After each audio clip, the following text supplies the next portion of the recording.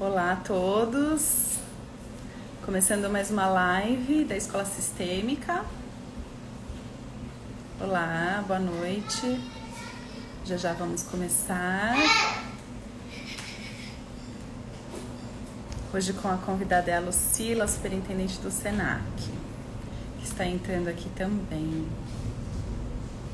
Boa noite, Shirley. Tudo bem, quanta gente querida? Boa noite, Flavinha. Que gostoso ver vocês aí.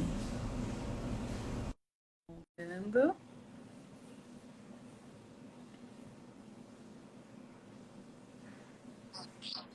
Olá, boa noite. Boa noite, Tudo bem, Lucila? tudo e você, Aline? Tudo bem também. Obrigada por ter aceitado o convite. Opa, deixa eu me acertar aqui também. Eu que agradeço também o convite para participar do seu projeto, muito bacana. Estou muito Ah, contente. hoje tem bastante gente na expectativa da nossa empresa, nossos Ah, é? colegas vieram nos Então tá bom. assistir. Estou super feliz. Legal, eu também. Para quem não conhece, o Escola Sistêmica é esse meu Instagram, né, esse projeto, onde eu trago informações, onde eu compartilho o que eu tenho aprendido sobre a visão sistêmica das constelações familiares na educação, né, usando isso na educação. E eu fiz esse canal para compartilhar e pensei no mês de agosto um especial de lives, onde a gente pudesse debater o tema da educação, mas na visão da gestão escolar, né? Que é um tema importante, é o meu dia a dia, é o meu trabalho, e que pouco a gente fala desse aspecto dos gestores que tem que equilibrar tantos pratinhos. E hoje, então, a nossa convidada é a Lucila Mara Esbrana Ciotti. A Lucila é nossa superintendente de operações. Eu falo nossa porque trabalho no Senac São Paulo, doutora e mestre em educação pela PUC de São Paulo. Atua em cargos executivos desde 98 e tem realizado diversas apresentações sobre o tema de liderança, gestão de pessoas, aprendizagem organizacional, gestão educacional e educação no futuro. Hoje, nosso tema é como fica, né, a educação no contexto, a educação no futuro no contexto pós-pandemia, esse cenário que a gente está tentando descobrir como é que vai ficar quando a poeira baixar. Exatamente. Quer falar alguma coisa, Lucila, assim, pra gente começar? Depois eu tenho algumas perguntas que eu já pensei aqui. Eu acho que é um cenário que não dá para a gente ficar fazendo adivinhações, Uhum. né?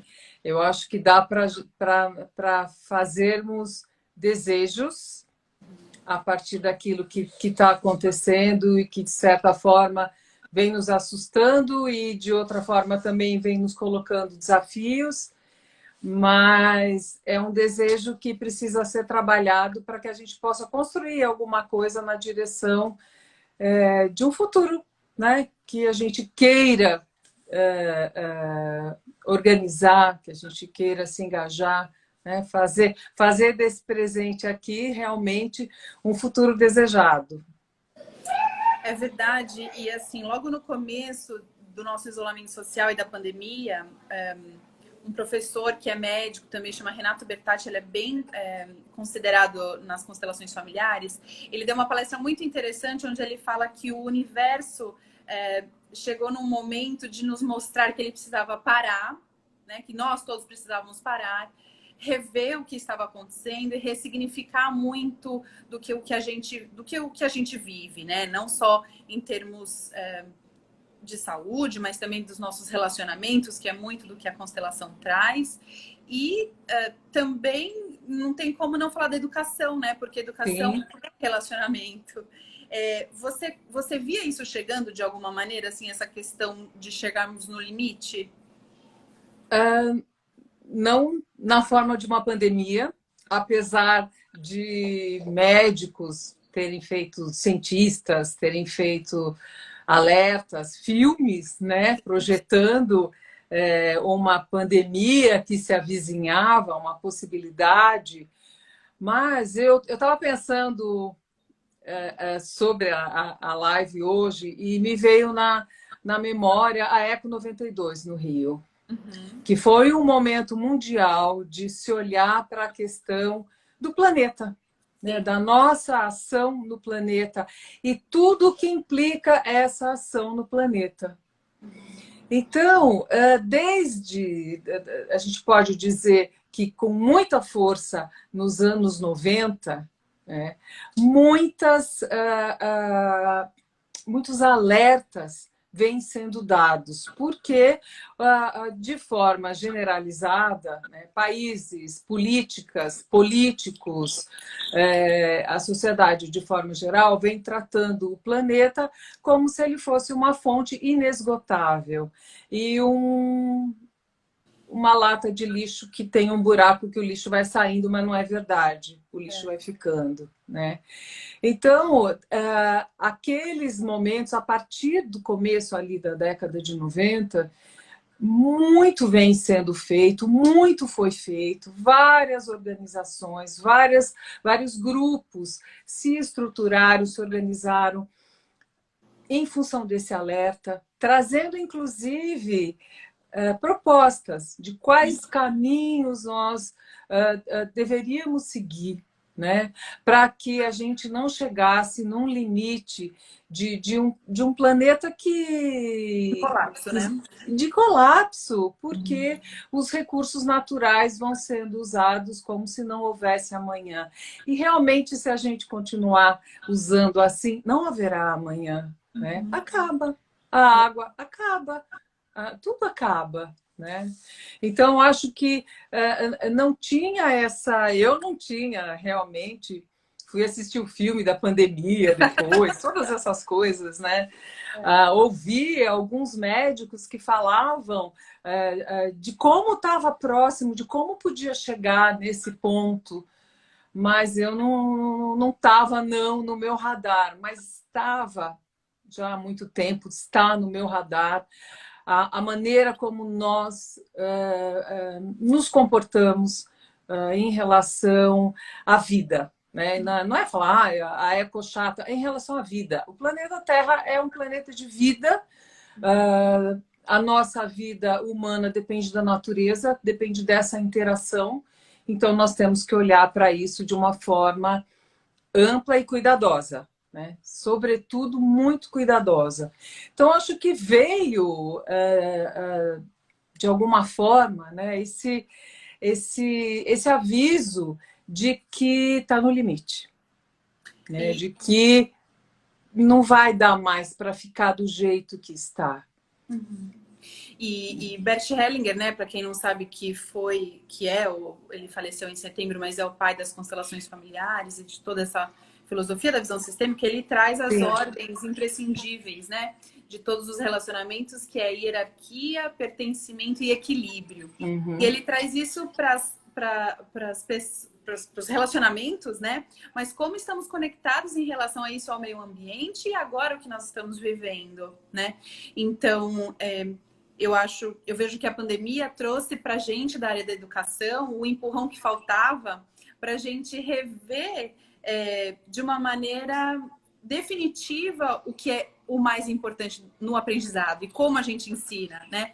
Porque agora nossas relações estão rompidas presencialmente. Mesmo que a gente conseguiu superar isso e quem tem que ensinar, quem tem que aprender, as relações continuaram, né?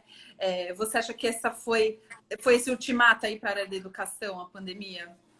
Eu acho interessante o que acontece na área de educação, porque do ponto de vista da tecnologia, parece que nós ficamos resistindo. Né? A tecnologia se impondo, sobretudo a tecnologia de comunicação e informação, né? Se impondo, e a escola, numa manutenção de um formato de relações do saber e mesmo de conexão, ainda muito das quatro paredes, né? Muito focada nisso. Então, também parece que a educação tem horas que ela tem que ser empurrada mesmo, né? A tecnologia, ela já veio fazendo isso, a internet trouxe muito isso, porque ela abre as possibilidades de busca do conhecimento, né? Das formas mais... né? Países, pessoas, pessoas gerando conteúdo, né?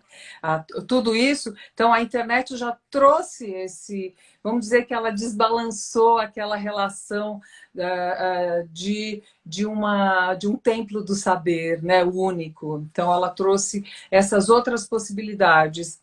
Agora, opa, desculpa aí. Agora, caiu aqui. Agora, o que a gente tem é, de repente, uma necessidade de conexão o tempo inteiro, porque nós não podemos ficar próximos. E aí nós tivemos que lidar com isso do dia para a noite, né? Algumas instituições, algumas escolas, provavelmente já mais afeitas a isso, a trabalhar com toda essa tecnologia de comunicação, outras não, a gente sabe que, principalmente no que diz respeito à escola pública, a gente está com um déficit muito grande, né, em relação a isso, estrutural mesmo. Então, a gente está com esse quadro, mas essa situação nos obrigou a tomar uma decisão, né, do dia para a noite. Para continuar, nós precisávamos continuar de um outro jeito, desse jeito à distância, né? E aí, o que pôde ser feito foi isso. Né? Não podia fazer de outro jeito, né? Ou não fazia, nós não podemos nos encontrar, nós só podemos nos utilizar da comunicação remota, né? Então, a gente teve que aprender a fazer isso da noite para o dia. Alguns já sabiam um pouquinho mais, outros não sabiam. E tiveram que encarar esse desafio, né? E eu acho que mesmo as escolas que já tinham ensino à distância, como nós, do Senac, a gente teve que fazer essa adaptação a jato, né? Desconstruir se a gente ainda não tinha feito o papel do professor que media o aprendizado, né? Porque agora está fazendo esse papel. E também o principal pilar aí da educação sistêmica, que é a inclusão da família no contexto da educação, né? Isso é muito interessante, né? Pois é, porque agora a gente está dentro, efetivamente, da casa do aluno, né? E da vida dele, do cotidiano, né? E da casa do professor também. E do professor, exatamente. Como a gente pôde conhecer melhor o professor, né? Quantas pessoas da minha equipe eu pude conhecer melhor e a gente consegue se conectar nas similaridades, por exemplo, de um filho falando alto enquanto a gente está na reunião, né? Um gato passando. É muito engraçado isso, porque a gente, assim, de repente isso passou a não ter problema, Ninha, não ser um problema. Humanizou, né? Definitivamente. Humanizou. Nos distanciou fisicamente, né? Mas, ao mesmo tempo, trouxe esse outro universo de relações, né? Que é cada um dentro da sua casa, se relacionando, buscando estudar, compreender, tentando entender os limites, como fazer melhor, né? Como é que a gente consegue... Porque a preocupação inicial, Aline, foi trazer tudo aquilo que a gente ia fazer no presencial, né? Transpor. Depois, eu acho que aí começa um outro processo de descoberta de potencialidades, né, desse remoto, né, que é bem interessante. Né? A gente ultrapassa só o transpor, né, e começa a perceber tudo o que tem de potencialidade para a gente fazer um trabalho remotamente. Né? A gente viu no Senac, né, experiências incríveis em áreas como teatro, por exemplo, incrível, os alunos, né? Organizando cada um na sua casa. Foi demais. Organizando ensaios, trazendo peças. É um universo novo, né, que a gente está descobrindo e acho que está fazendo do melhor jeito possível mesmo, né? Bert fala muito de olhar para o essencial, né? O essencial das nossas vidas, das relações. E agora isso fica evidente na educação, né? O quanto que a gente olha para o essencial no aprendizado. Eu tenho acompanhado a alfabetização da minha filha, por exemplo, que eu não teria oportunidade, ou porque eu ia estar fora trabalhando, ou porque isso ia estar acontecendo dentro da sala de aula, né? Então, eu tô junto com a professora nisso, né? Quando que eu teria essa oportunidade? E eu acho, não sei o que você acha, mas eu acho que a fase de adaptação e muita dificuldade talvez tenha passado um pouco. Agora a gente já está olhando para o ensino híbrido, né? Meio a meio, como a possível Aham. forma do retorno, né? Você acha isso também? Eu acho que nós ganhamos algumas possibilidades que nós não vamos deixar de lado. Uhum.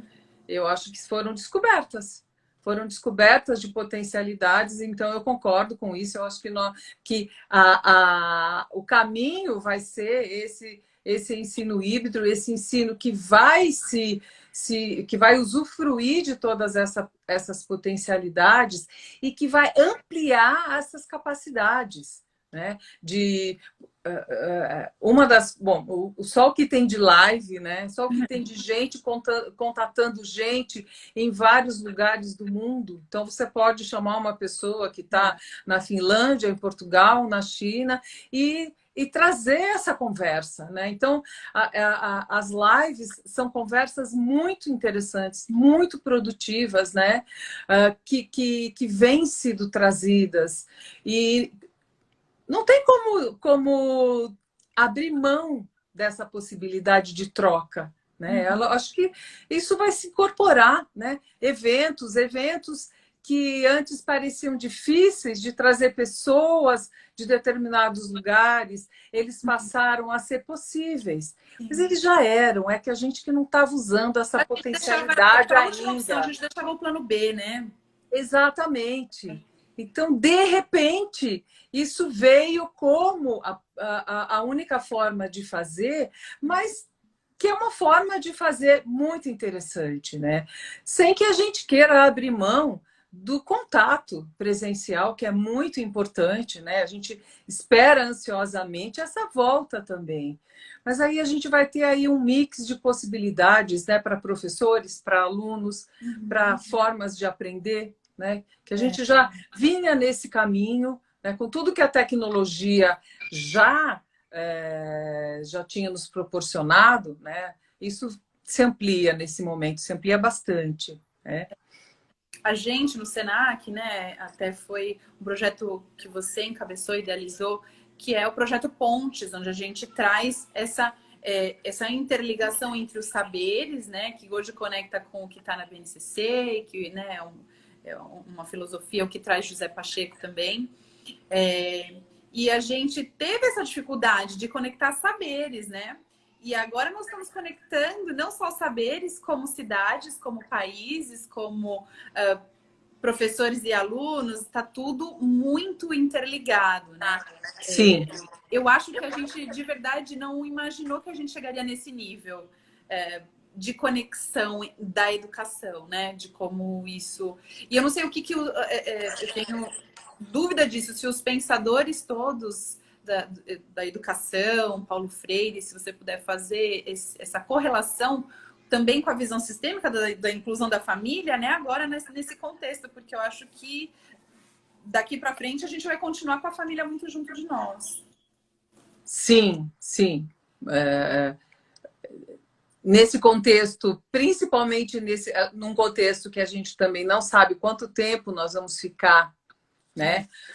Necessitando do trabalho remoto dessa forma, né? Então, também não dá para a gente adivinhar nada. Então, nesse processo, nós vamos nos aperfeiçoando e buscando todas as possibilidades, né? Mas eu acho que alguns pensadores eles podiam não imaginar a coisa como tá, mas eles já davam pistas de como tinha que ser. O próprio Edgar Morin já trouxe isso para a gente no final da década de 90, quando ele pensou nos 7 saberes para a educação do futuro. Sim, né? sim. Então, o contexto que ele traz é um contexto muito filosófico, muito de propósitos. Isso é que é a base mais significativa, né, para a gente pensar a educação do futuro. É como se darão as relações no sentido dos seus valores. né? É como se dar o conhecimento vai se processar também em função de valores e de uma humanidade que a gente não pode esquecer da nossa relação com as demais pessoas, da nossa relação com o planeta, né? Mohan pega muito nessa questão também, né? Então, a gente tem aí os próprios 4 pilares, né, para a educação do futuro também, do Jacques Delors, também trata disso, também trata da educação filosoficamente, porque não adianta nós termos um monte de tecnologia maravilhosa se a gente não está falando da nossa intenção, né, como sociedade. O que nós vamos fazer como sociedade? Né? É um pouco desconfortável quando a gente pensa que essa situação ela pode ser uma oportunidade e no momento em que a comunidade, vamos dizer assim, né? A sociedade, a comunidade onde cada um de nós mora, vive, deveria estar imbuída desse espírito, aí a gente vê que não é bem assim, né? Que as pessoas acabam não tendo compromisso como elas poderiam ter, inclusive com essa questão toda da pandemia e tudo mais. Então, não adianta a gente pensar que a tecnologia vai mudar. Né? O que muda é o nosso propósito. Né? Esse precisa estar muito claro. Né? Que tipo de sociedade que nós pretendemos construir com todo esse aparato maravilhoso, maravilhoso que nós temos, que nos liga, que nos conecta. Mas para que isso vai servir? Nós vamos continuar tratando o planeta da mesma forma? Nós vamos continuar utilizando os recursos dessa mesma forma, sem comprometimento? Aí é uma coisa que não combina uma coisa com a outra, né? Então, eu acho que esse propósito a gente precisa deixar mais claro. Esse propósito a gente precisa ter mais compromisso. Né? Com o que a gente está fazendo. Se nós formos pensar, digamos assim, mais friamente, esse presente que nós estamos vivendo é o futuro de ações nossas de décadas, anos, quanto tempo a gente quiser para trás. Então, nesse tempo passado, que em algum momento foi o nosso presente, as ações que nós fizemos, ou a falta de ações, resultou no momento que a gente está aí. Resultou num mundo desigual, resultou num mundo onde a natureza está sofrendo, né? No qual a gente se distanciou da natureza como se os humanos fossem uma coisa, né? E a árvore é outra, né? Fazemos parte de universos diferentes, nós estamos no mesmo universo. Então, essa situação que nós vivemos hoje é uma situação que foi um legado, né, de determinados contextos, de vários contextos, né? E aí, qual é o legado que a gente quer deixar para o futuro? Como é que a gente quer mudar? Né? Porque também, senão a gente romantiza muito e fica aquela coisa, nossa, que lindo! Agora, na pandemia, vai mudar tudo, olha que lindo, o planeta está aí falando, o universo está dizendo que precisa mudar, mas nós vamos mudar de verdade? Né? Nós vamos mudar? Nós vamos olhar para essa desigualdade que foi... Ela já existia, mas é muito interessante porque a pandemia, ela escancarou. Ela escancarou as diferenças, ela escancarou como os problemas com relação à ecologia, meio ambiente. Ela escancarou uma série de coisas. E como é que a gente vai, então, se colocar em relação a essas questões, nós vamos ter que olhar de frente. Né? Nós vamos ter que olhar de frente. E não é fácil olhar de frente para isso. Não é É fácil doloroso, mudar. né? É doloroso, pode requerer que nós deixemos coisas que são confortos nossos, né? De lado, que a gente mude. Então, são processos que a gente precisa parar para pensar se nós estamos dispostos a passar por eles. Né? Nós estamos dispostos? Em que nível? Né? Quais são os valores que a gente quer que sejam os valores do nosso futuro, do nosso legado para as próximas gerações, né, Aline? A gente está falando de educação. A educação é o campo de formação das gerações, né? Voltando lá no Renato Bertatti, quando ele trouxe essa palestra, ele disse que o universo, como nós, a gente já traz os sintomas da doença antes dela aparecer, né? E que o universo já deu vários indícios de que a gente ia chegar neste lugar de completo pane, né? Assim, um vírus mortal que a gente não pode sair de casa porque a gente não sabe se a gente vai sem nenhum sintoma ou se a gente vai ser entubado e vai morrer em 2 dias, Sim. né? E aí expõe a nossa fragilidade como seres humanos, mas também nos traz para consciência, eu acho isso, né? E sempre que você falar no presente, Aline, eu vou filosofar aqui. Eu acho que a pandemia, por um aspecto, ela é um presente. Ela é uma oportunidade da gente olhar para essas questões, né? Eu já passei, acho que, por todos os ciclos aí mentais e emocionais e psicológicos da pandemia. De estar muito feliz que eu tô em casa, de chorar o dia inteiro, de ficar com raiva, né? De querer voltar ao normal, até a minha vida normal, né? A pensar que não, nunca mais vai ser normal, o normal nunca mais vai voltar a ser como era, né? E eu acho que então a gente recebeu esse presente, é bem o que você disse, né? E a nossa responsabilidade como educadores, né? Principalmente quando a gente fala... Sempre que a visão sistêmica na educação, ela traz muito sobre o ensino infantil, sobre como se a gente fosse formar esse ser humano, né? E eu sempre Sim. faço a correlação com a minha realidade, né? Que a nossa realidade no Senac é uma educação para jovens e adultos.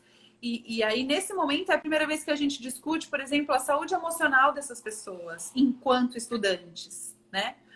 Porque a criança é mais fácil chegar na escolinha e ela esquece, ela não tem problemas, né?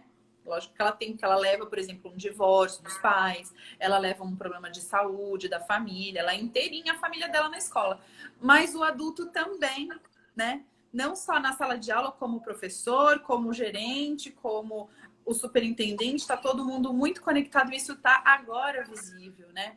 O quanto a gente tem que olhar para a saúde emocional. E eu realmente acho que... Acho não, eu torço para que as relações de trabalho se modifiquem, né? Para que as relações... A nossa relação, por exemplo, com a política... de olhar, bom, o que estão fazendo então por mim? Porque aí quando eu sair de casa... A participação, igual, né? A nossa participação, e isso eu falo por mim mesmo. Pouco me interessei por política até as últimas eleições, onde eu estava com medo do que aconteceu. Então, eu precisava saber mais sobre aquilo, né? Eu acho que esse vai ser um impacto muito duradouro e muito benéfico, né? Mesmo que isso, para muitos, eu vejo que é um jeito de negar o que está acontecendo. Assim, bom, deixa eu colocar embaixo do meu tapete, porque se eu olhar para isso, eu vou ter que olhar para tanta coisa que eu estou fazendo de errado há tantos anos, né? Não só com o meio ambiente, mas tudo, das relações. Bom, eu estou aqui estudando uma coisa, mas em casa eu maltrato, eu bato na minha mulher, eu espanco os meus filhos, né? E na sala de aula, isso está lá refletido. Então, eu acho que você concorda isso, que essas relações todas, não só de trabalho como de gestão, na educação, todas vão ser diferentes de alguma maneira, né? Sim, a gente vai ter que olhar para tudo isso, né? Eu acho que a pandemia, eu não sei se ela mas ela pode ser, né? Não sei se ela porque a gente não sabe o quanto as pessoas vão de verdade se mobilizar para mudar algumas estruturas, para mudar estruturas de trabalho. Algumas já estão mudando, né? Algumas sinalizam que vão mudar, que seja um processo de revisão, né, de recolocação nos ambientes de trabalho, né, que é isso que você estava falando. As pessoas descobriram como era bom ficar um tempo em casa também. Que talvez não precise ficar 8, 10 horas no trabalho. Que muita coisa pode ser feita à distância, e tão bem quanto, né? E muitas empresas não precisam ter aqueles enormes escritórios, né? Tudo isso agora, né, começa a ser olhado, né? Mas o principal é a gente pensar nessa construção social, né? Nessa construção social de como a gente quer estabelecer, né, a nossa vida em sociedade, a nossa vida em comunidade. Isso requer... Interessante que o Mohan, ele fez recentemente uma palestra no SESC e ele falava da noção de comunidade estreitamente ligada à noção de responsabilidade. Não adianta a gente agora ser solidário, da cesta básica, acabou, voltou ao normal ou novo normal, o que quer que seja, tudo isso passa e volta, né? Volta para um padrão. Essa é uma questão também que tem muito a ver com a escola sistêmica, né? A questão dos padrões, né? E se volta para um padrão, né, que ele é mantido, né?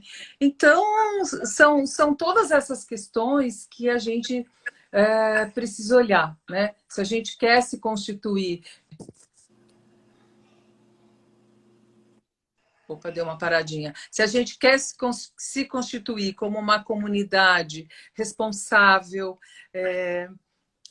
realmente escolhendo, né? Tendo escolhas, participando, dá trabalho tudo isso.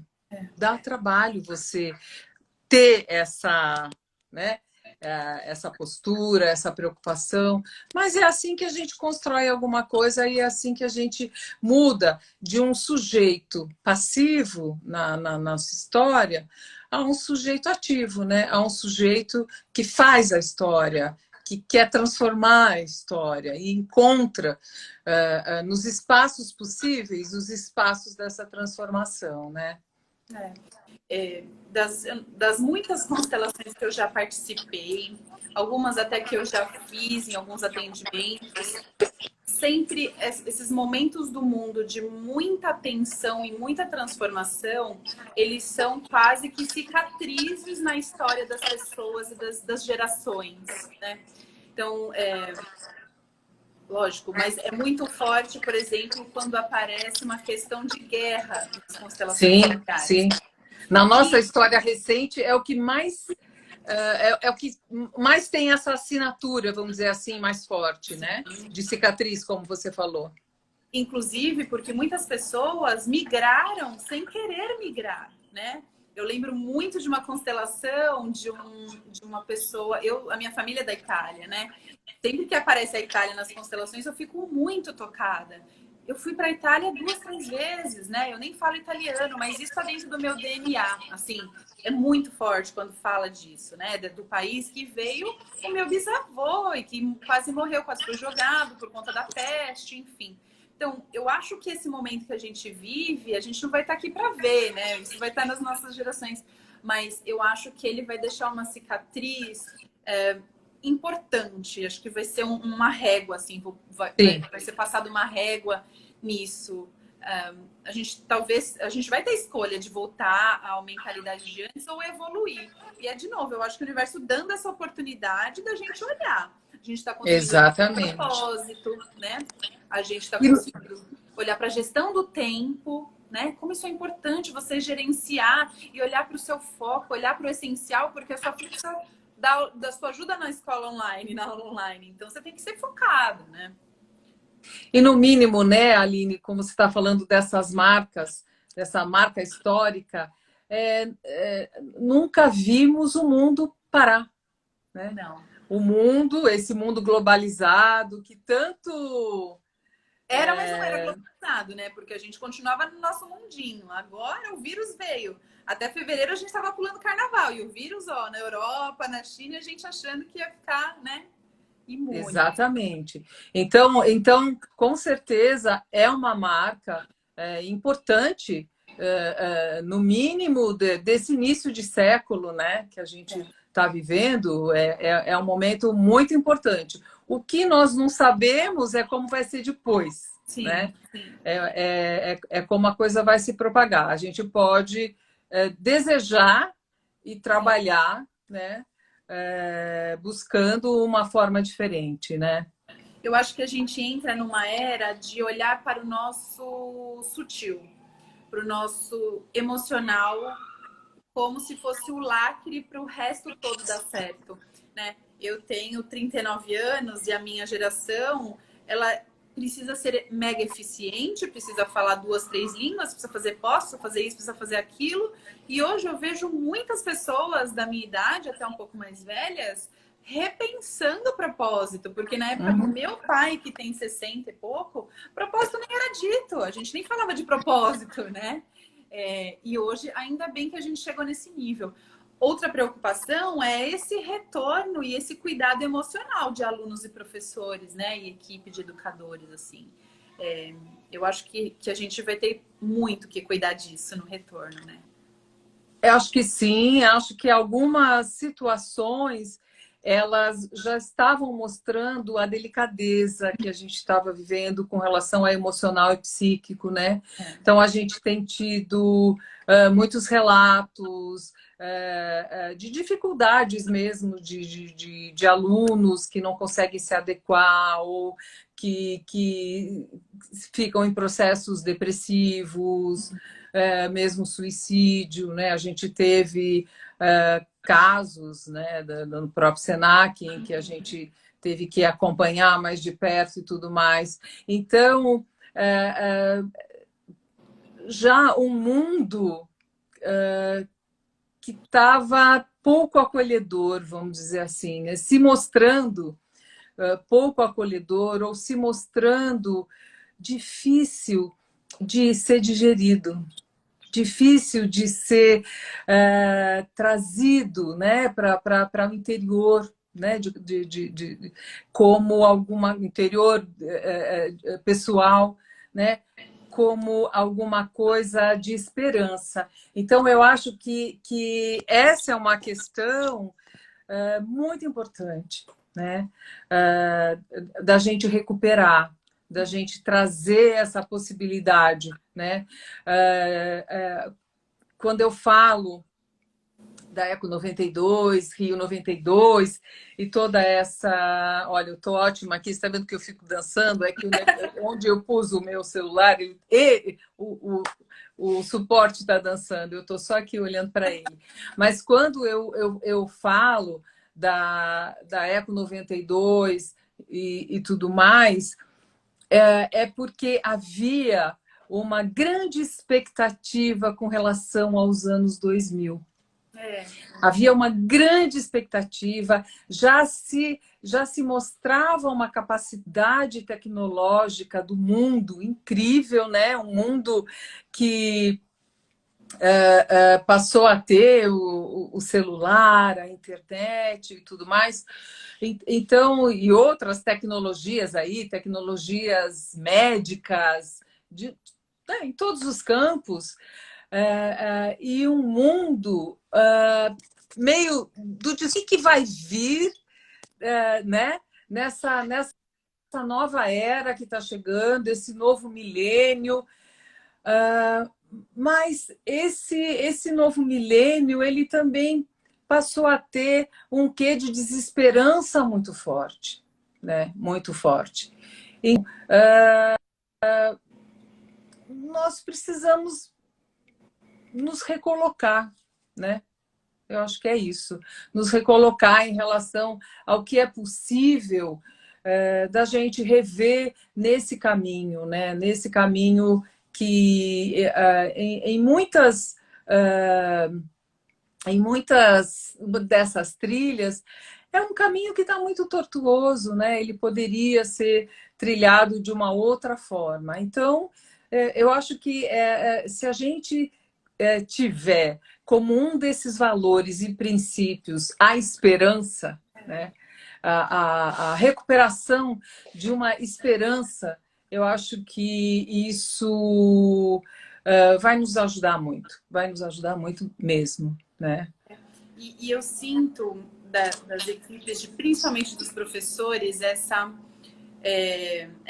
ânsia em entender como eles podem ajudar os alunos, mas aí no sentido de salvarem, né? De o que eu faço para ajudar e salvar esse aluno, né? Esquecendo que a gente nós precisamos nos manter no nosso lugar, no sentido de eu ajudo até aqui, preciso de equilíbrio, né? O professor não é pai e mãe, o professor não é a família, do mesmo jeito que o gerente vai até tal ponto, e todos nós precisamos estar nessa cadeia aí, até para essa segurança emocional, né? Eu estava te contando que eu descobri a educação sistêmica porque eu cheguei no limite das minhas respostas para minha equipe quando eles vinham me perguntar o que fazer com um aluno que disse que ia se suicidar quando saísse da aula, né?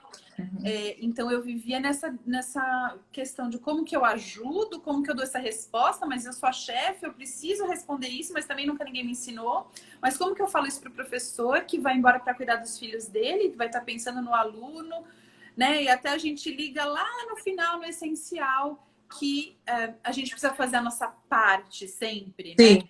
E não excluir a família, principalmente agora, quando a gente voltar, lembrar que os adultos também trazem essa história da sua ancestralidade, do destino da sua família, né? E que o professor... Das suas dificuldades. De todas as dificuldades, inclusive sociais, emocionais. Sim, né? sim. Já tínhamos todos esses problemas antes da pandemia, elas só talvez se potencializem agora, mas sempre que a gente chega no limite, a gente transforma também, porque ficar do jeito que tá não dá, né? Você não consegue ir para trás quando você está no limite, você tem que tomar alguma decisão. Então, essa é a minha... É o que eu espero, assim, principalmente para os professores, né? E para os gestores escolares que estão aí nessa dificuldade de equilibrar tantos pratos, né? Porque ele tem que pensar no professor, na saúde mental da equipe dele, no resultado financeiro, em tantas coisas ao mesmo tempo, assim, né? Ele, como escreveu a Paulinha, é calma na alma, né? A gente vai aos poucos aí olhar para... Eu acho que a gente começa resgatando o máximo que a gente puder o sentido de humanidade em tudo que a gente fizer. É verdade. Em tudo que a gente fizer. Né? Na relação com o aluno, na relação com o professor, na relação nossa, familiar, na relação da família, de quem está na comunidade escolar, na relação com o meio ambiente, né? Assim, a gente precisa que essa humanidade ela seja um valor que ele não é negociável. Não é negociável, né? Então, para mim, eu costumo dizer que esse valor da humanidade é o valor da humanidade na dignidade. Então, quando a gente estabelece, todo mundo sabe o que é dignidade. Você sabe para você, eu sei para mim. A gente sabe quando a gente está sendo tratado de forma não digna, né? Então, nós sabemos, sim. Então, quando a gente passa a partir daí a construir, né, as nossas relações, eu acho que a gente vai resgatando todas essas possibilidades, né, que você está falando, da amorosidade, do equilíbrio, né, de uma solidariedade que não é uma solidariedade pontual, é uma solidariedade fundante, vamos dizer assim, que funda as nossas relações, que funda a nossa maneira de ser como sociedade, né? Não dá para imaginar que o homem chegou onde ele chegou sem solidariedade, né? Sem amor. Sem uns ajudando os outros, né? Então, eu acho que esse caminho, e esse caminho a gente encontra numa série de propostas educacionais que se complementam. Né? É muito interessante a gente olhar para isso também. Né? Como a gente encontra em diversas propostas educacionais esses caminhos possíveis. Não existe um caminho só, não existe. Existem vários caminhos que a gente pode trilhar a partir do objetivo maior desse resgate da humanidade, desse olhar amoroso sobre o outro, né? Trazendo mesmo aquilo que a gente possa chamar como um campo mais da esperança, do espiritual, né? Que é esse campo, como você já falou, das sutilezas, né? E tudo isso. Sabe, Lucila, eu já recebi críticas como gestora por ser amável demais, né? Por ser, na época, boazinha demais. E eu pensei, bom, então eu preciso me adequar a um tipo de gestão, né? Que é o default, que é o normal. Eu simplesmente não consegui. Eu tenho sorte de não ter conseguido, porque eu acho que a gente caminha para essa valorização, né? Eu fico pensando quando eu voltar presencialmente e receber toda uma equipe de volta de professores, de pessoas do administrativo, da limpeza, os alunos, né? Eles veem na figura da gestão, e aí não estou falando na minha, mas da gestão escolar, que é o nosso tema, né? Essa esperança, né? Porque se eu não tenho uma gestora que me transparece essa humanização, como que eu vou colocar isso em prática com os meus alunos na minha sala de aula? Aí sim a gente fala do campo que reverbera, né? Nós estamos falando de constelações, mas é esse o campo que a gente precisa, a gente pode implementar no nosso lugar de trabalho, como a gente faz na nossa casa, né? E aí cai por terra o que todo mundo sempre diz de que o que eu faço na minha casa eu deixo do lado de fora do meu trabalho. Como? Não existe. Isso não existe.